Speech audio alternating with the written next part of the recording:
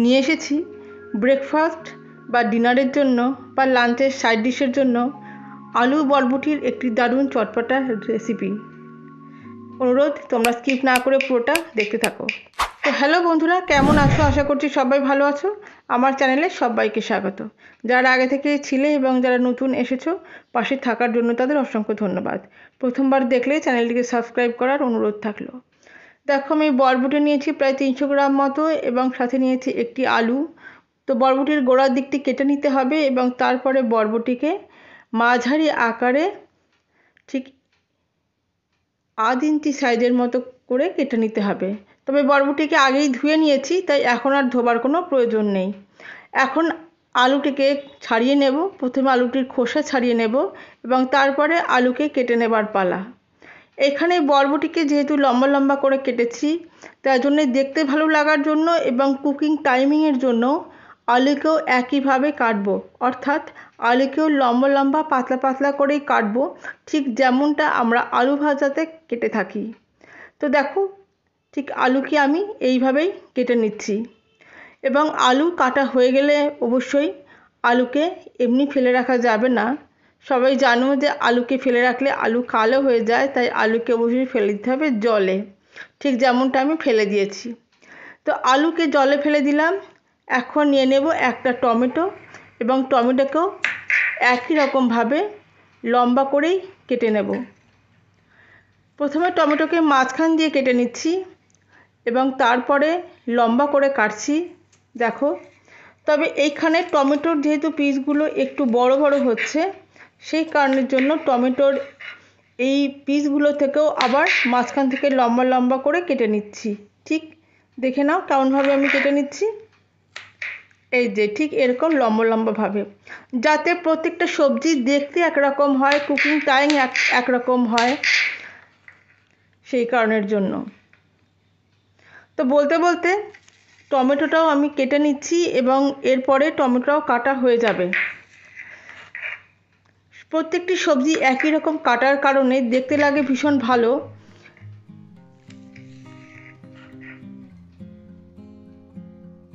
তো বলতে বলতে দেখো টমেটোটা কাটা হয়ে গেছে এবং এরপরে একটি পেঁয়াজ নিয়ে নিয়েছি।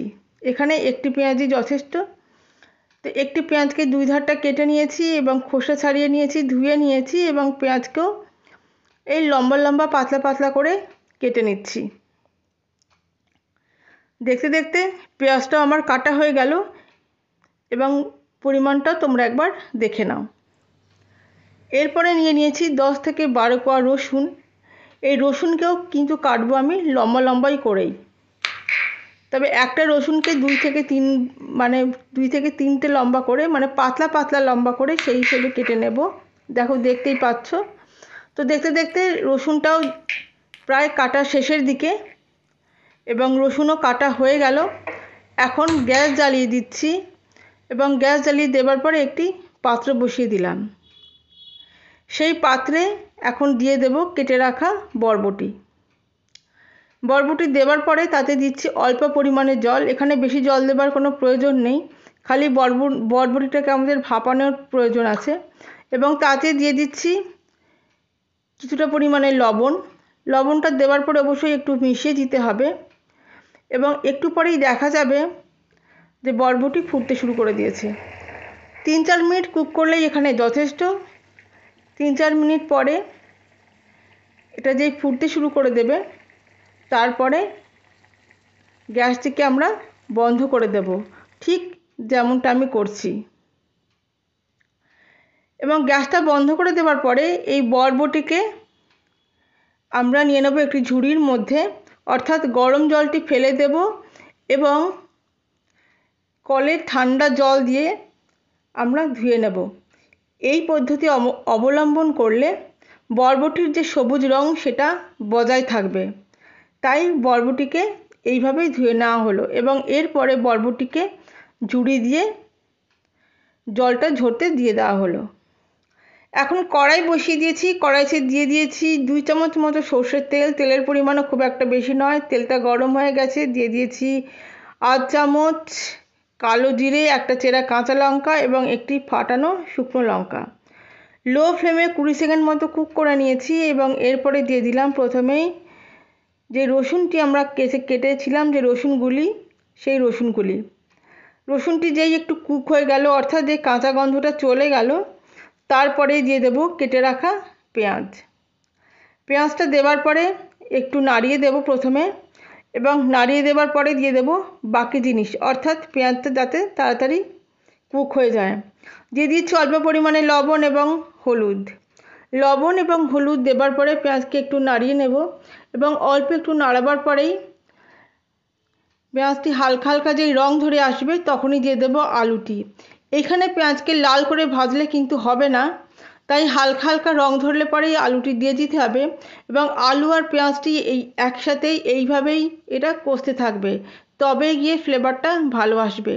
এবং এইভাবে 2 থেকে 3 মিনিট একটু কুক করে নেব, অর্থাৎ আলুটি একটু কুক হয়ে যাওয়া পর্যন্ত। 2-3 মিনিটের এই মাঝখানেই দিয়ে দিলাম 1 চামচ ধনে গুঁড়ো, এবং ধনে গুঁড়োটা দেবার পরেও একটু কষিয়ে নিচ্ছি, এবং কষিয়ে নেবার পরে যখন মোটামুটি কষানো হয়ে গেছে দেখো, তখনই দিয়ে দিলাম ভাপানো বরবটির টুকরো। এবারে বরবটিটা দিয়ে খুব ভালো করে কষিয়ে নিতে হবে। তবে একটা কথা, এই রান্নাতে কখনোই কিন্তু গ্যাসটা আর বাড়ানো যাবে না, পুরোটাই লো ফ্লেমে রান্না হবে। এবং এইভাবে 2 থেকে 3 মিনিট কুক করে নিলাম, এবং দেখে নিলাম যে আলু কতটা সেদ্ধ হয়েছে। হ্যাঁ, আলু কিন্তু অনেকটাই সেদ্ধ হয়ে গেছে। এই অবস্থাতে দিয়ে দেব পরবর্তী উপকরণ। কি দিচ্ছি সেটা দেখে নাও। দেখো, দিয়ে দিচ্ছি এখানে কেটে রাখা যে টমেটো, সেইটি। টমেটোটা আগে দিলে সেদ্ধ হতে আলুটি আর একটু দেরি হতো, তাই টমেটোটা দিলাম একটু পরে। টমেটোটা দেবার পরেও একটু কষিয়ে নিতে হবে যাতে টমেটোরও কাঁচা গন্ধটা চলে যায়, এবং 1 থেকে 1.5 মিনিট একটু কষিয়ে নিতেই দিয়ে দেব 1 চামচ গোলমরিচের গুঁড়ো। গোলমরিচের গুঁড়ো দেওয়ার পরে অবশ্যই ভালো করে মিশিয়ে নিতে হবে, এবং লো ফ্লেমে এইভাবে কষাতে থাকতে হবে। এবং দিয়ে দিলাম কয়েকটা চেরা কাঁচা লঙ্কা, এবং এরপরে ঢাকা দিয়ে দেব 4 থেকে 5 মিনিটের জন্য। তবে মিনিট 3 পরেই ঢাকাটা খুলছি, যেহেতু এখানে কোনো জল নেই, তার জন্য প্রথমে যেটা করতে হবে সেটা তলার দিক থেকে খুব ভালোভাবে নেড়ে দিতে হবে যাতে তলায় লেগে না যায়। এখন দেখে নিলাম যে আলু এবং বরবটি পুরোপুরি সেদ্ধ হয়েছে কিনা। দেখলাম মোটামুটি সেদ্ধ হয়ে গেছে। এখন দিয়ে দিচ্ছি 1 চামচ চাট মশলা। এই চাট মশলা দিলে রান্নার ফ্লেভারটা ভীষণই ভালো হয়।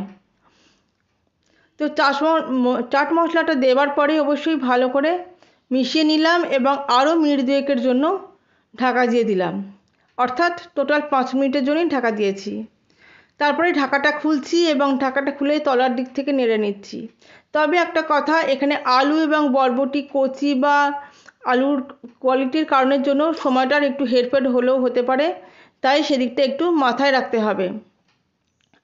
যখন সমস্ত উপকরণগুলি সেদ্ধ হয়ে গেছে, এখন স্বাদটা ব্যালেন্স করার জন্য দিয়ে দিলাম 8 চামচ চিনি দেবার পরে অবশ্যই ভালো করে নেড়ে নিতে হবে। এখন রান্নাটি একদম শেষের দিকে, তো চিনি দিয়ে দেখো উল্টে পাল্টে ভালো করে নেড়ে দিচ্ছি। এই সময়তে তোমরা লবণটাও কিন্তু অবশ্যই একটু চেক করে নিও। দেখো, গ্যাসের ফ্লেমটি একদম লোতে ছিল, তাই এখন গ্যাসটি বন্ধ করে দিলাম এবং ঢাকা দিয়ে দিলাম 5-7 মিনিটের জন্য, অর্থাৎ স্ট্যান্ডিং টাইমের জন্য। প্রায় 10 মিনিট পরে আমি ঢাকাটি খুলছি। ঢাকাটি খুলে এখন সার্ভ করে দিচ্ছি। আলু বরবটির এই তরকারিটি লাঞ্চে হোক, সাইড ডিশ হিসেবে, কিংবা ব্রেকফাস্টে, কিংবা টিফিনে বা ডিনারে, রুটি বা পরোটার সাথে খেতে লাগবে অপূর্ব। তোমরাও এইভাবে বানিয়ে দেখো, এবং কেমন লাগলো অবশ্যই কমেন্ট করে জানিও। ভালো লাগলে লাইক এবং সাবস্ক্রাইব করার অনুরোধ থাকলো, আর পাশে রাখা বেল আইকনটা প্রেস করতে ভুলো না।